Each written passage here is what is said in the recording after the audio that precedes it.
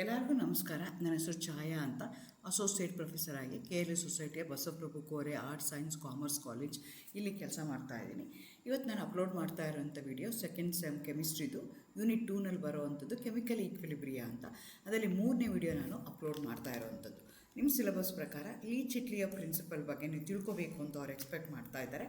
ಇದಕ್ಕಿಂತ ಮುಂಚೆ ನಾನು relationship between KP KC KX reaction involving the ideal gases ಅದನ್ನು ಮಾಡಿದ್ದೀನಿ. ಫ್ರೀ ಎನರ್ಜಿ ಅಂದ್ರೇನು, ಫ್ರೀ ಎನರ್ಜಿ ಚೇಂಜ್ ಅಂದ್ರೇನು, free energy standard free energy change ಅಂದ್ರೇನು ಅದನ್ನೆಲ್ಲ ಎಕ್ಸ್ಪ್ಲೈನ್ ಮಾಡಿದ್ದೀನಿ.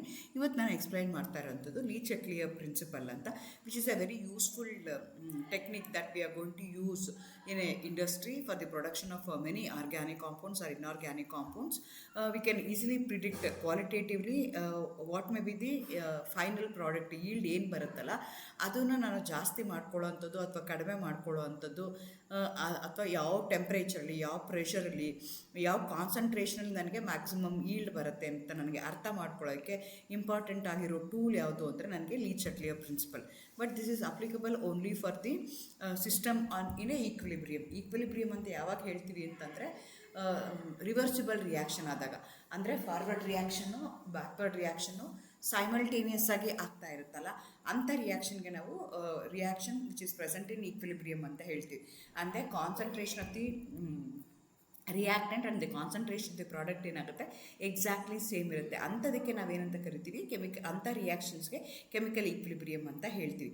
ಸೊ ಲೀ ಚಿಟ್ಲಿಯರ್ ಏನು ಹೇಳ್ದ ಅಂದರೆ, if I am going to change the concentration or temperature or pressure on a large number of chemical equilibrium, ಆವಾಗ ಈಕ್ವಿಲಿಬ್ರಿಯಮ್ಮು product ಕಡೆಗೆ ಹೋಗುತ್ತಾ ಅಥವಾ ರಿಯಾಕ್ಟೆಂಟ್ ಕಡೆಗೆ ಹೋಗುತ್ತಾ, ಡೆಲ್ಟಾ ಜಿ ಏನಾಗುತ್ತೆ, ಸ್ಪಾಂಟೇನಿಟಿ ಟುವರ್ಡ್ಸ್ ದಿ ಪ್ರಾಡಕ್ಟ್ ಇರುತ್ತಾ, ಸ್ಪಾಂಟೇನಿಟಿ ಟುವರ್ಡ್ಸ್ ದಿ ರಿಯಾಕ್ಟೆಂಟ್ ಇರುತ್ತಾ, ಅದನ್ನು ನನಗೆ ಪ್ರಿಡಿಕ್ಟ್ ಮಾಡೋಕ್ಕೆ ಇರುವಂಥ ಟೂಲ್ ಇದೆಯಲ್ಲ ಆ ಟೂಲ್ಗೆ ನಾವೇನಂತ ಕರಿತೀವಿ ಲೀ ಚಿಟ್ಲಿಯ ಪ್ರಿನ್ಸಿಪಲ್ ಅಂತ ಹೇಳ್ತೀವಿ. ಹಾಗಾದ್ರೆ ಆ ಪ್ರಿನ್ಸಿಪಲ್ ಸ್ಟೇಟ್ಮೆಂಟ್ ಏನು ಹೇಳುತ್ತೆ, ಲೀ ಚಿಟ್ಲಿಯ ಪ್ರಿನ್ಸಿಪಲ್ ಏನು ಹೇಳುತ್ತೆ ಅಂದರೆ, if equilibrium is subjected to stress. ಈಗ ಈಕ್ವಿಲಿಬ್ರಿಯಮ್ ಇದೆ, ಕೆಮಿಕಲ್ ರಿಯಾಕ್ಷನಲ್ಲಿ ಈಕ್ವಿಲಿಬ್ರಿಯಮ್ ಎಸ್ಟಾಬ್ಲಿಷ್ ಆಗಿದೆ. ಅದಕ್ಕೆ ನಾನು ಏನು ಮಾಡ್ತಾ ಇದ್ದೀನಿ, ಸ್ಟ್ರೆಸ್ನ ಸಬ್ಜೆಕ್ಟ್ ಮಾಡ್ತೀನಿ, ಸ್ಟ್ರೆಸ್ನ ಕೊಡ್ತೀನಿ. ಅಂದ್ರೇನು, either by increasing or decreasing the concentration, temperature, pressure, ಅದಕ್ಕೆ ಸ್ಟ್ರೆಸ್ ಕೊಡ್ತೀನಿ. ಅವಾಗ ಏನಾಗುತ್ತೆ, ಈಕ್ವಿಲಿಬ್ರಿಯಮ್ ಏನಾಗುತ್ತೆ, in order to maintain the equilibrium will shift in such a way that to reduce the ಸ್ಟ್ರೆಸ್ನ ರೆಡ್ಯೂಸ್ ಮಾಡೋದಕ್ಕೆ ಈಕ್ವಿಲಿಬ್ರಿಯಮ್ ಏನಾಗುತ್ತೆ, ಶಿಫ್ಟ್ ಆಗುತ್ತೆ. According to this principle, if a system at equilibrium is subjected to change in concentration, pressure or temperature, equilibrium will shift in a direction towards the undue effect of the change. ಅಂದ್ರೇನು, increase of concentration ಮಾಡ್ತೀನಿ ಅಂತಂದರೆ increase of ಕಾನ್ಸಂಟ್ರೇಷನ್ನ ನಲ್ಲಿಫೈ ಮಾಡೋದಕ್ಕೆ equilibrium ಏನಾಗುತ್ತೆ, shift ಆಗುತ್ತೆ. ಯಾವ ಡೈರೆಕ್ಷನ್ಗೆ shift ಆಗುತ್ತೆ, tends to undo the effect of the change, ಕೊಟ್ಟಿರುವಂಥ ಎಫೆಕ್ಟ್ನ ನಲ್ಲಿಫೈ ಮಾಡೋದಕ್ಕೆ ಈಕ್ವಿಲಿಬ್ರಿಯಮ್ ಏನಾಗುತ್ತೆ, ಶಿಫ್ಟ್ ಆಗುತ್ತೆ. ಈ ರೂಲ್ಗೆ ನಾವೇನಂತ ಕರಿತೀವಿ, ಈ ಪ್ರಿನ್ಸಿಪಲ್ಗೆ ಏನಂತ ಕರಿತೀವಿ, ಲೀ ಚಿಟ್ಲಿಯ ಪ್ರಿನ್ಸಿಪಲ್ ಅಂತ ಹೇಳ್ತೀವಿ. When equilibrium is subjected to stress, the equilibrium shift in such a way that to reduce the ಸ್ಟ್ರೆಸ್ನ ರೆಡ್ಯೂಸ್ ಮಾಡ್ಕೊಳ್ಳೋದಕ್ಕೆ ಈಕ್ವಿಲಿಬ್ರಿಯಮು ಶಿಫ್ಟ್ ಆಗುತ್ತೆ. ಸೊ ಸ್ಟ್ರೆಸ್ ಅಂದರೆ ಏನಾಗ್ಬೋದು, I can increase or decrease the concentration, pressure or temperature. ಅವಾಗ equilibrium will shift in such a way that ಅದೇನಾಗುತ್ತೆ, forward ರಿಯಾಕ್ಷನ್ಗಾದರೂ ಅಂದರೆ product ಸೈಡ್ಗಾದರೂ ಆಗ್ಬೋದು, ರಿಯಾಕ್ಟೆಂಟ್ ಸೈಡ್ಗಾದರೂ ಆಗ್ಬೋದು.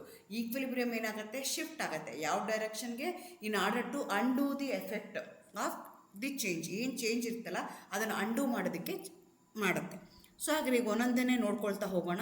Effect of change in concentration of reactant increase ಮಾಡಿದೆ ಅಂತ ಇಟ್ಕೊಳ್ಳೋಣ. ಆವಾಗ ಈಕ್ವಿಲಿಬ್ರಿಯಮ್ ಏನಾಗುತ್ತೆ, ಫಾರ್ವರ್ಡ್ ಕಡೆಗೆ ಮೂವ್ ಆಗುತ್ತೆ.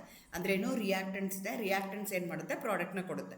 ನಾನು ಕಾನ್ಸಂಟ್ರೇಷನ್ ಆಫ್ ದಿ ರಿಯಾಕ್ಟೆಂಟ್ನ ಜಾಸ್ತಿ ಮಾಡಿದ್ರೆ ಪ್ರಾಡಕ್ಟ್ ಏನಾಗುತ್ತೆ, ಜಾಸ್ತಿ ಆಗುತ್ತೆ. When the concentration of the product is increase, concentration of the product increase ಆದಾಗ ಈಕ್ವಿಲಿಬ್ರಿಯಮ್ ಏನಾಗುತ್ತೆ, ಬ್ಯಾಕ್ವರ್ಡ್ ರಿಯಾಕ್ಷನ್ಗೆ ಮೂವ್ ಆಗುತ್ತೆ. ಸೊ ನಾನೇನು ಮಾಡ್ತಾ ಇದ್ದೀನಿ, ಕಾನ್ಸಂಟ್ರೇಷನ್ಗೆ ಸ್ಟ್ರೆಸ್ ಕೊಡ್ತಾ ಇದ್ದೀನಿ ಇನ್ ಟರ್ಮ್ಸ್ ಆಫ್ ಕಾನ್ಸಂಟ್ರೇಷನ್.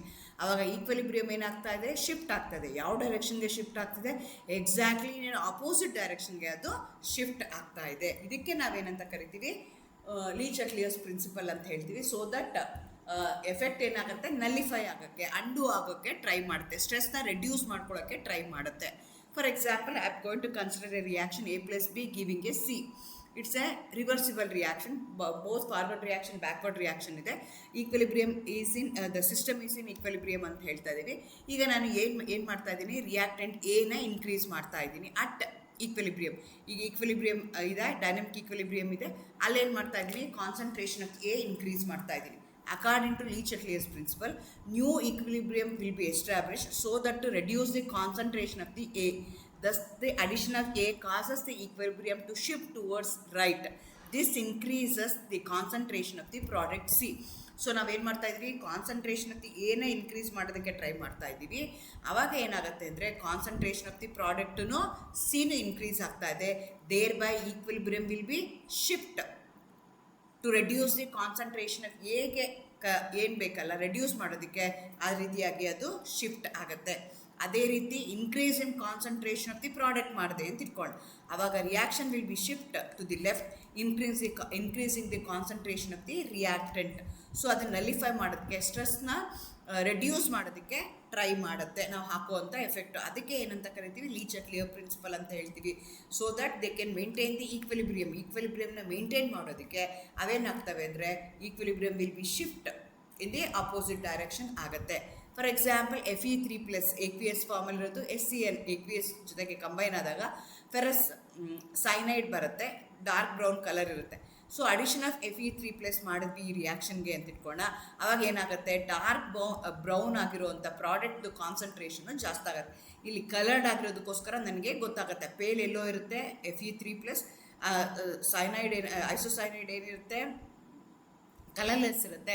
ನೀವು Fe3+ ಹಾಕ್ತಾ ಇದ್ದಂಗೆ ಡಾರ್ಕ್ ಬ್ರೌನ್ ಕಲರ್ದು ಪ್ರಾಡಕ್ಟ್ ಫಾರ್ಮೇಷನ್ದು ಜಾಸ್ತಿ ಆಗ್ತಾ ಹೋಗುತ್ತೆ.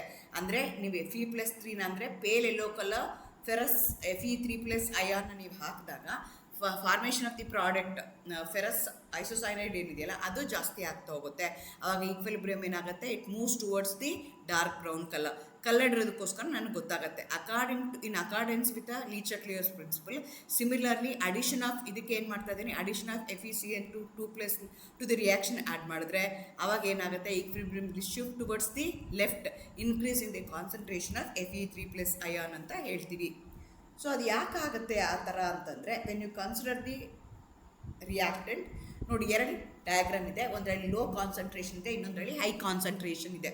ಕಾನ್ಸಂಟ್ರೇಷನ್ ಅಂದರೆ ನಂಬರ್ ಆಫ್ ಮಾಲಿಕ್ಯೂಲ್ಸ್ ಏನಾಗ್ತಾ ಹೋಗುತ್ತೆ, ಜಾಸ್ತಿ ಆಗುತ್ತೆ, ಕಡಿಮೆ ಆಗುತ್ತೆ. Particles in the second container are more crowded which leads to the more frequent collusion.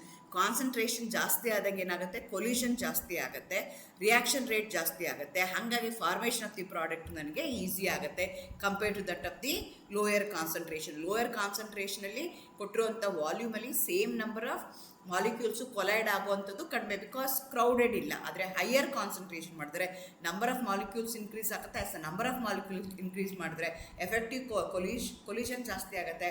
Effective collision ಜಾಸ್ತಿ ಆದರೆ rate of the forward reaction ಜಾಸ್ತಿ ಆಗ್ತಾ ಹೋಗುತ್ತೆ. ಅದನ್ನು ನಾನು ಈಗ ಡಯಾಗ್ರಾಮಲ್ಲಿ ಗ್ರಾಫಿಕಲ್ ಮೆಥಡಲ್ಲಿ ತೋರಿಸೋದಾದರೆ ಟೋಟಲ್ ವಾಲ್ಯೂಮ್ ಅಥವಾ total mass of the product with respect to ಟೈಮ್ನ ತೊಗೊಳ್ಳೋದಾದರೆ ಹೈ ಕಾನ್ಸಂಟ್ರೇಷನ್ ಇದ್ದಾಗ ಏನಾಗುತ್ತೆ, the line of the reaction at higher concentration or higher pressure has a steeper gradient and it will become horizontal faster compare to that of the low concentration or low pressure. So high concentration ಇರುವಂಥದ್ದು steep ಆಗುವಂಥದ್ದು, ಅಂದರೆ product formation ಆಗುವಂಥದ್ದು ಅಥವಾ time from the start of the reaction consider ಮಾಡಿಕೊಂಡ್ರೆ ಅದೇನಾಗುತ್ತೆ, steeper ಆಗುತ್ತೆ. ಅಟ್ಟೆ line of the reaction at the higher concentration higher pressure has a steeper gradient, it becomes horizontal faster ಆಗುತ್ತೆ compare to that of the low concentration of the pressure. If the concentration of the reactant increases, then equilibrium will shift in the direction that reduces the effect of high concentration of the reactants. That is, the equilibrium of the reaction shift towards the right side in forward direction to decrease the concentration of the reactant. So, according to Lee Chatelier principle, the concentration of the reactant na increase madre, equilibrium will shift to reduce the concentration of the reactants. Thereby there will be a concentration of the product ಜಾಸ್ತಿ ಆಗುತ್ತೆ. ಅವಾಗ equilibrium ಏನಾಗುತ್ತೆ, towards the product ಆಗುತ್ತೆ, forward ಡೈರೆಕ್ಷನ್ಗೆ move ಆಗುತ್ತೆ. Thereby decreasing the concentration of the reactant ಆಗುತ್ತೆ. So ನಾವು ಯಾವುದೋ ಒಂದು ಸ್ಟ್ರೆಸ್ನ ಅಪ್ಲೈ ಮಾಡ್ತಾ ಇದ್ದೀವಿ, ಅವಾಗ ಈಕ್ವಿಲಿಬ್ರಿಯಮ್ ಏನು ಮಾಡುತ್ತೆ, ಆ ಸ್ಟ್ರೆಸ್ನ ನಲಿಫೈ ಮಾಡೋದಕ್ಕೆ equilibrium will shift in the opposite direction ಅಂತ ನಾವು ಹೇಳ್ತಾ ಇದ್ದೀವಿ. ಹಾಗಾದರೆ ಈಗ ನಮಗೆ 4 ಪ್ರಾಬಬಿಲಿಟೀಸ್ ಇರುತ್ತೆ. ಕಾನ್ಸಂಟ್ರೇಷನ್ ಆಫ್ ದಿ ರಿಯಾಕ್ಟೆಂಟ್ನ ಇನ್ಕ್ರೀಸ್ ಮಾಡ್ಬೋದು ಅಥವಾ ಡಿಕ್ರೀಸ್ ಮಾಡ್ಬೋದು, ಅಥವಾ ಕಾನ್ಸಂಟ್ರೇಷನ್ ಆಫ್ ದಿ ಪ್ರಾಡಕ್ಟ್ನ ಇನ್ಕ್ರೀಸು ಅಥವಾ ಡಿಕ್ರೀಸ್ ಮಾಡ್ಬೋದು. ಆವಾಗ ಎಫೆಕ್ಟ್ ಆನ್ ಈಕ್ವಿಲಿಬ್ರಿಯಮ್ ಏನಾಗುತ್ತೆ ಅಂತಂದರೆ, concentration of the reactant increase ಆಯಿತು ಅಂದರೆ equilibrium will shift towards the right, thereby the formation of the product ಜಾಸ್ತಿ ಆಗುತ್ತೆ. ಆವಾಗ ಏನಾಗುತ್ತೆ, quantity or the concentration of the reactants decrease ಆಗುತ್ತೆ. Concentration of the reactant decrease ಆಯಿತು ಅಂದರೆ equilibrium will shift towards the left ಆಗುತ್ತೆ. ಅದೇ ಥರ concentration of the product decrease ಆಯಿತು ಅಂತಂದರೆ equilibrium will shift towards the right ಅಂತ ಹೇಳ್ತೀವಿ. Concentration of the product increase ಆಯಿತು ಅಂದರೆ equilibrium will shift towards the left ಅಂತ ಹೇಳ್ತೀವಿ.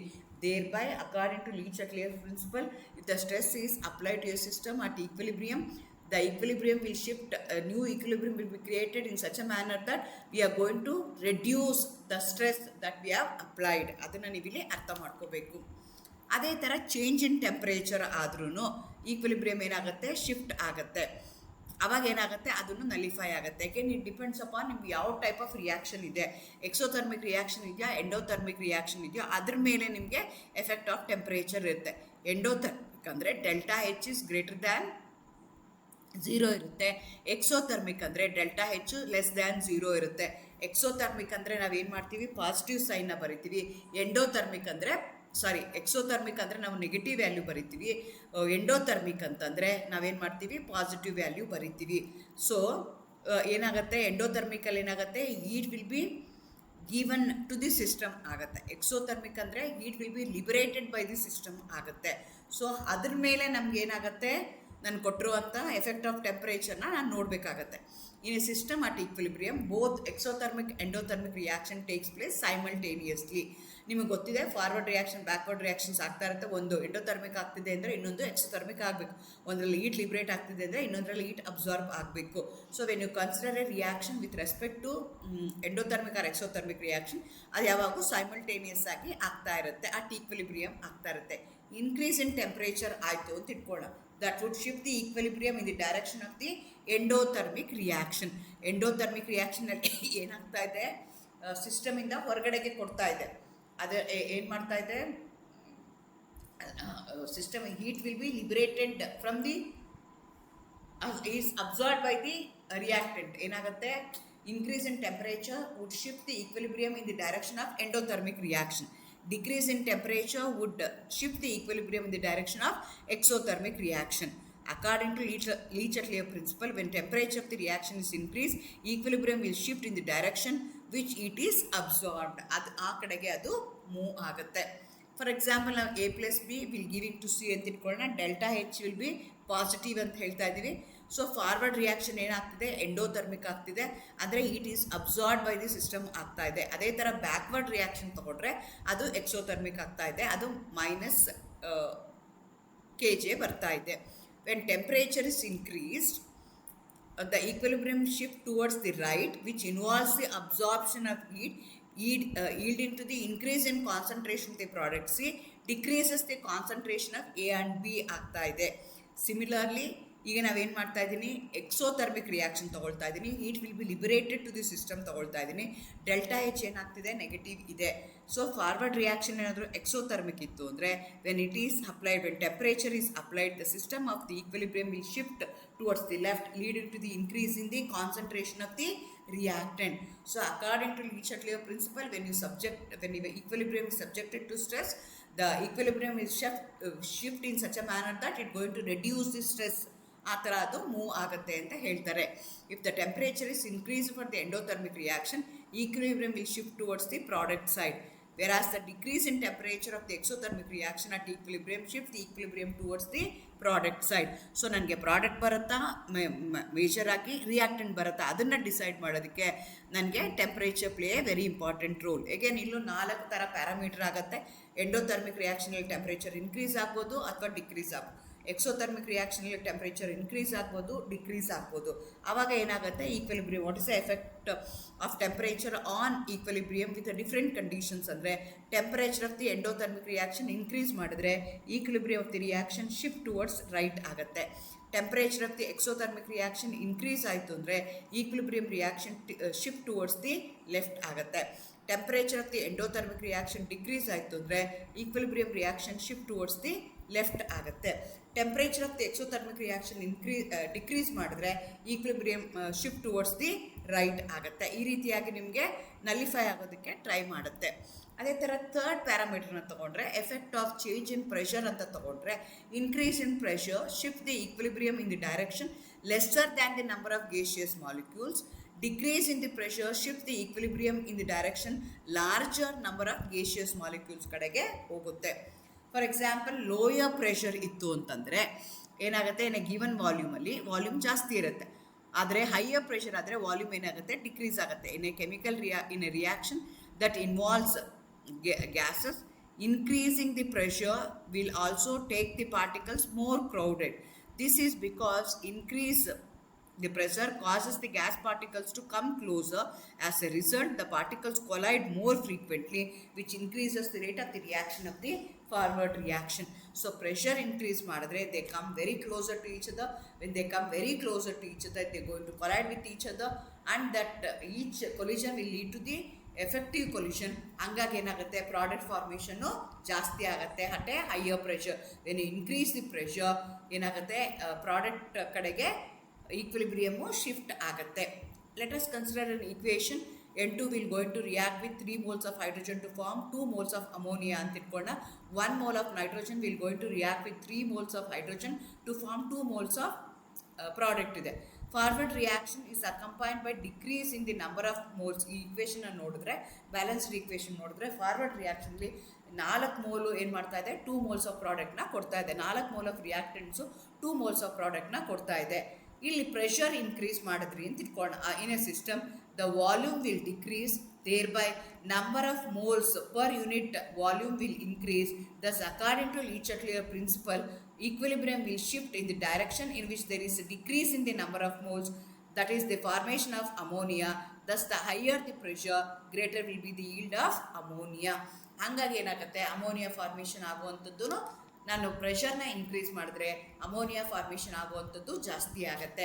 ಯಾಕೆ ಜಾಸ್ತಿ ಆಗುತ್ತೆ ಅಂದರೆ ನಂಬರ್ ಆಫ್ ಮೋಲ್ಸ್ ಏನಾಗ್ತಾ ಇದೆ, 4 ಇರೋದು 2 ಕನ್ವರ್ಟ್ ಆಗ್ತಿದೆ. ನೀವು ಪ್ರೆಷರ್ನ ಇನ್ಕ್ರೀಸ್ ಮಾಡಿದ ತಕ್ಷಣ ಈಕ್ವಿಲಿಬ್ರಿಯಮ್ ಏನಾಗುತ್ತೆ, shift in a direction where there is a decrease in number of moles ಏನಿದೆಯಲ್ಲ ಆ ಕಡೆಗೆ ಬರ್ತಾ ಇದೆ.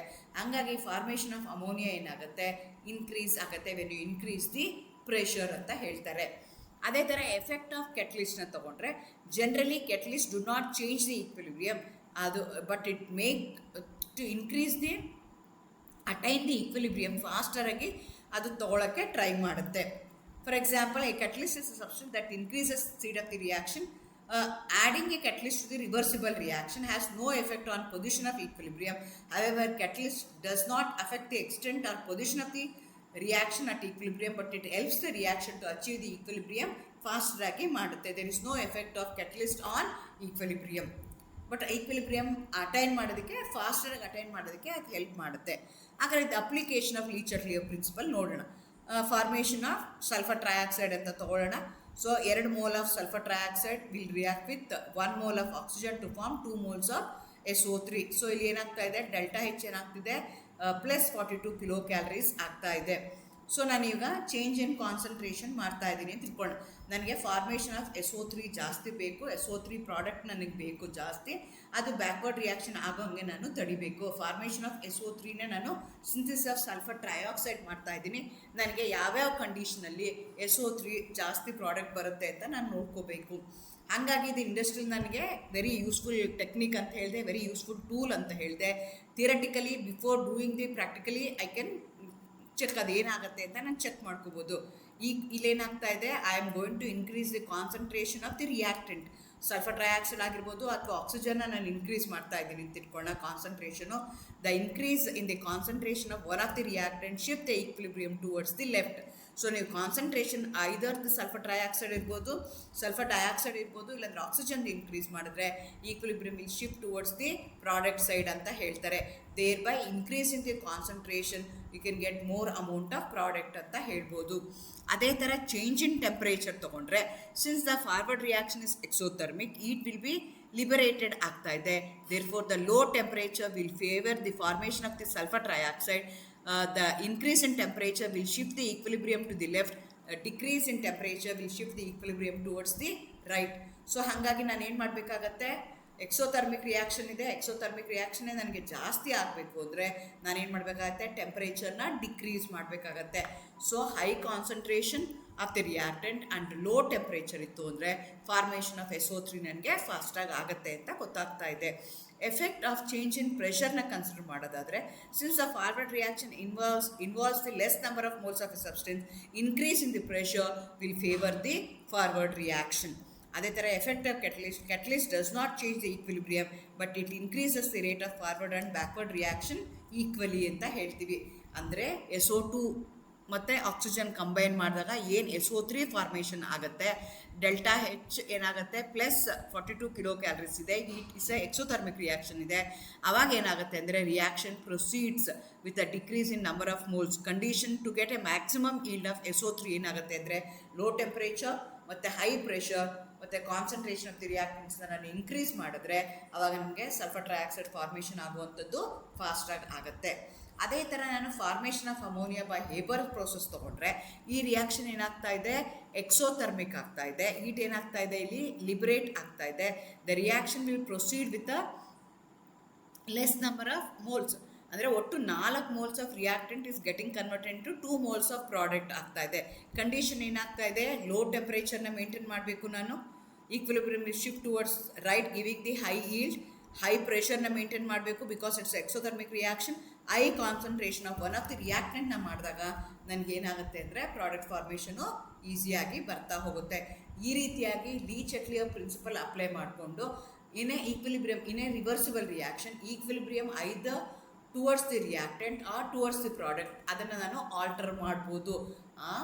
ಆ ಥರ ಆಲ್ಟರ್ ಮಾಡಿಕೊಂಡು I am going to get more amount of yield, more amount of product formation ಬರೋ ಥರ ನಾನು either by changing the concentration or by changing the temperature or by changing the pressure ನಾನು ಅದನ್ನು ಮಾಡಿಫೈ ಮಾಡ್ಕೋಬಹುದು.